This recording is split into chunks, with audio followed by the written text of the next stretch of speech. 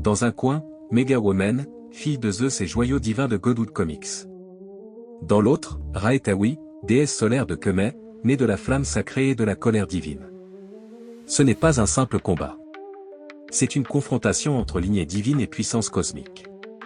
Mega Woman a été créée avec l'ADN des dieux de l'Olympe. Elle possède une force surhumaine, peut voler, manipuler l'énergie et résister à des attaques à l'échelle cosmique. Elle est entraînée pour la guerre, dotée d'un esprit stratégique, et a survécu à des affrontements contre des entités célestes. Son véritable atout ? L'absorption d'énergie. Elle peut la transformer en puissance brute, renforcer ses attaques ou se soigner. Elle est une force divine vivante. Raëtawi, quant à elle, est l'incarnation du feu solaire. Manifestation rare de l'œil de Rê, elle représente la purification par la destruction. Elle ne frappe pas. Elle incinère. Son corps est composé de pure énergie radiante. Son aura brûle. Ses attaques sont des vagues de lumière solaire destructrice.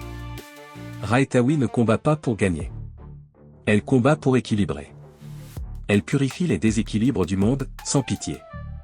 Comparaison rapide, force, Mega Woman est physiquement plus forte. Mais Raëtawi n'utilise pas la force brute, elle frappe avec la lumière et la chaleur divine. Résistance, Mega Woman peut encaisser des coups de niveau divin. Mais Raëtawi n'a pas de forme matérielle. Elle est faite d'énergie solaire vivante. Il est difficile de la blesser physiquement. Contrôle de l'énergie, Mega Woman peut absorber l'énergie.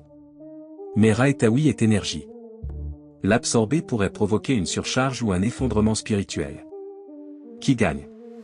Si Mega Woman termine le combat rapidement, elle a l'avantage.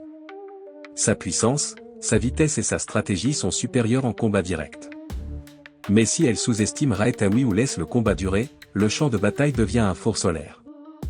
Verdict final, avantage à Mega Woman, 55-45, si elle joue intelligemment et respecte ce qu'est Raëtawi, pas seulement du feu, mais une flamme divine.